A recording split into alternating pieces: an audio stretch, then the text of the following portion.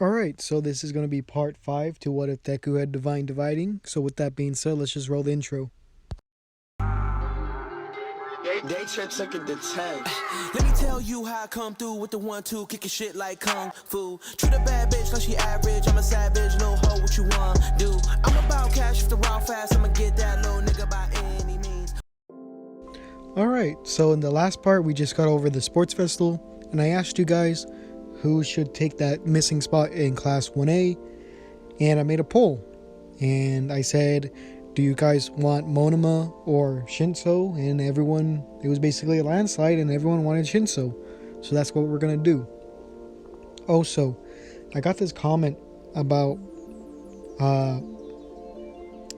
Shinso unlocking the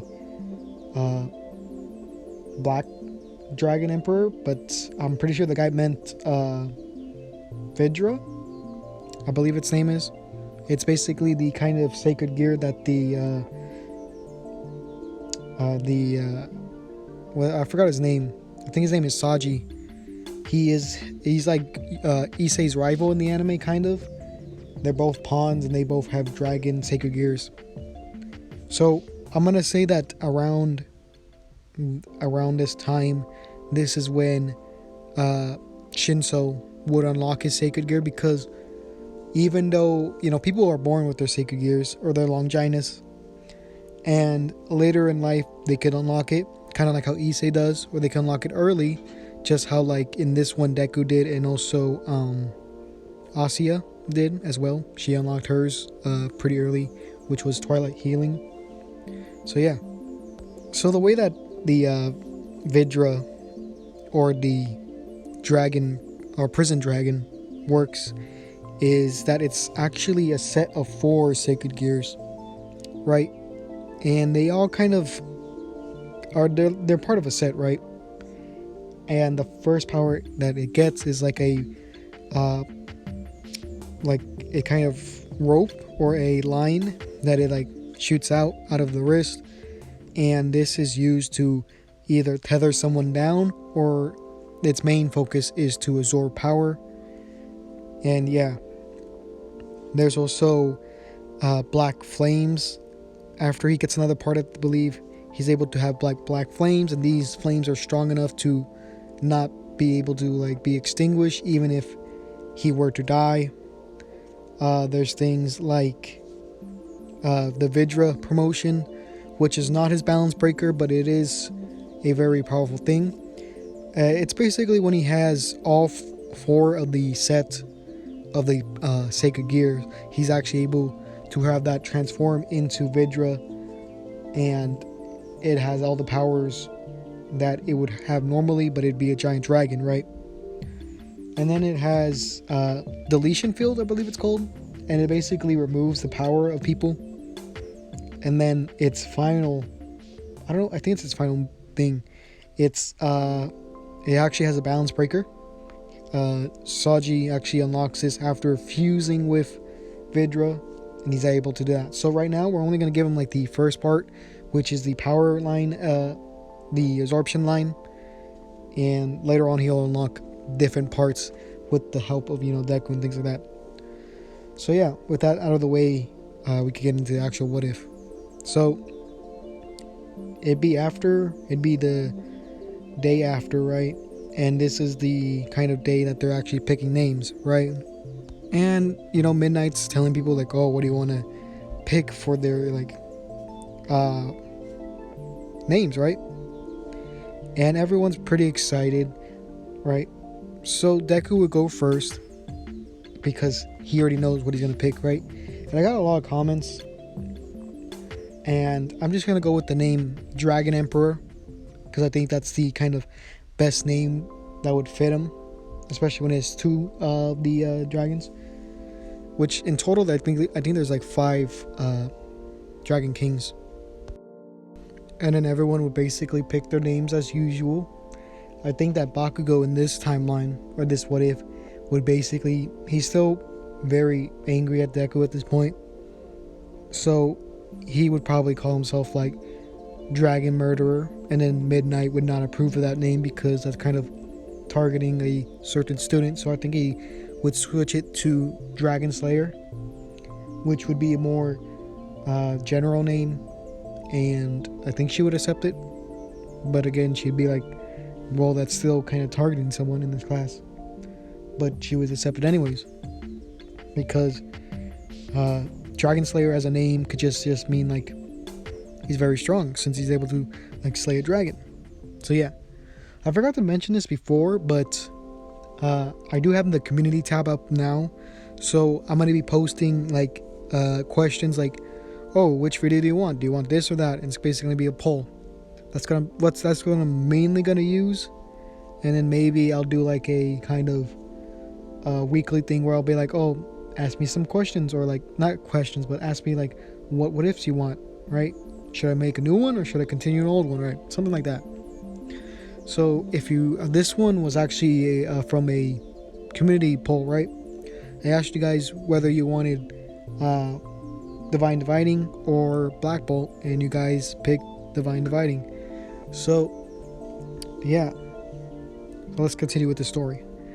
So in this one, I think Deku would still, he would still go with Gran Torino, because I believe that All Might would still give him the recommendation, since he knows about One for All, and he has the boosted gear because All Might had it.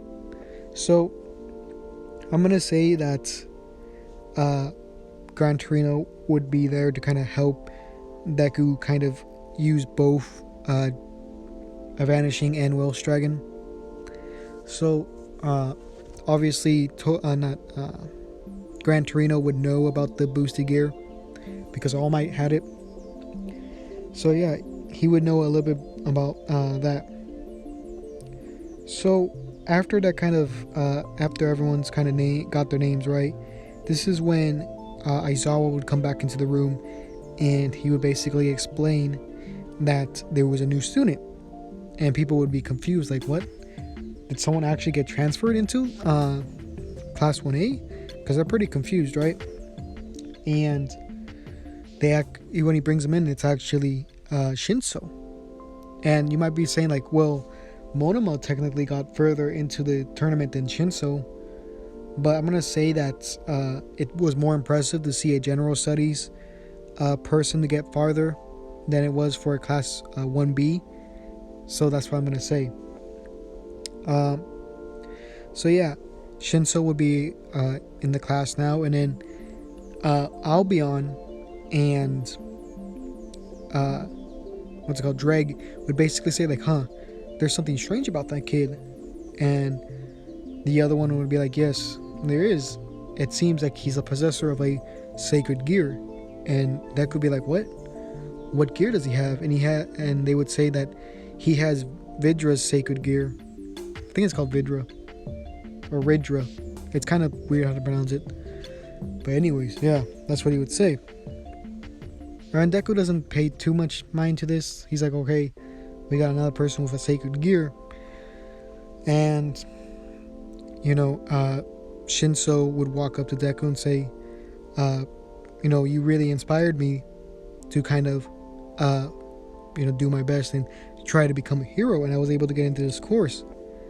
And Deku would be like, I'm glad that I was able to inspire you. And he would basically kind of pull him aside and say, I don't know if you know this, but you're the possessor of a sacred gear. And he's like, what do you mean? And he's like, yeah, check this out. And then he would show him his gauntlet and then the wings, and then he'd be like, isn't that just your quirk? He's like, no, I don't have a quirk technically. And he would use like air quotes, right? And he would basically say that there's a certain number of sacred gears, and people are born with them, and they can manifest later in life. I was able to get mine early, and from what they told me, my two sacred gears, they told me that you have Vidra's sacred gear. Yeah, so that's actually the name of the sacred gear. It doesn't have like any specific name like boosted gear or divine dividing. It's just called Vidra's sacred gear. So yeah. So he'd be like, what? I don't understand it. He's like, yeah, the sacred gears harvest or have the souls of dragons, or at least these particular ones do. And he would ask him to Deku would ask Shinso to basically try to manifest it, right? And Shinso would like try and he wouldn't be able to do it at this point. And he's like, Deku would be like, all right, that's fine. Just during your internship, try to kind of develop that. So, later on, Ida would still go to that internship in Hosu to kind of find Stain and avenge his brother. And we would cut back to Deku, right? And he would pick Gran Torino, even though he would have so many offers since he won the sports festival. He would probably get equal, if not greater, than Todoroki. So yeah. And Bakugo wouldn't get too many since he didn't get to the tournament part. If I remember, Monoma beat him. So yeah, he would be angry at Deku for causing him not to have that many internships, and he would basically say, well, you kind of caused that, like kind of your fault because you went after me, even though you know I could just, divide your power and you left yourself open. So it's kind of your fault. And he would just get very angry at this, right? And Deku would just kind of ignore him, which would make him more angry. So we do a quick time skip to the point where Deku would go to Gran Torino's. And he would walk in and he would see this old man on the ground with some red substance around him. And Deku would kind of scream, be like, oh my god, this old man's dead. And then the old man would get up and say that he's alive. And this would give, Deku, some relief, knowing that he's not dead. So, further training, he would basically have Deku do what he did in the anime. He would try to catch him, right? But try not to use either his divide or his boost, right? Trying to get his base power higher so that when he does boost or divide, it goes higher. So that's what he would try to do. He would try to raise his base power higher, and he would try to get him to kind of use the both Longinuses or both Sacred Gears kind of in tandem with each other, kind of boost and then divide and then boost and then divide. So that's kind of the main training at first, right? So we would get to a day or two later, and this is when Gran Torino decides to bring Deku on kind of a patrol to kind of stop villains, right? And this is when the train that they were on gets attacked by the Nomu. Gran Torino actually goes and kicks the Nomu out of the train, and Deku's tries to follow after him, right? But Gran Torino goes somewhere else while Deku kind of flies over the city trying to look for them. And this is when he would spot Ida and he would come and save him, because Ida has a very easy way to distinguish himself since he has white armor, and he would see the reflection off of that. Plus he would see the reflection off the blades of Stains, and he would see that something's wrong, and he would know that Ida would be in Hosu because of the news report about his brother getting hurt, and he would make that connection that he'd be in Hosu, right? So Deku would fly down there and kind of stop the blade from hurting Ida by using his balance breaker to block it, right? So it'd be very easy for him to block it. There's basically, in this fight, even though Stain has superhuman levels of strength and speed, there's not much he could do in this fight.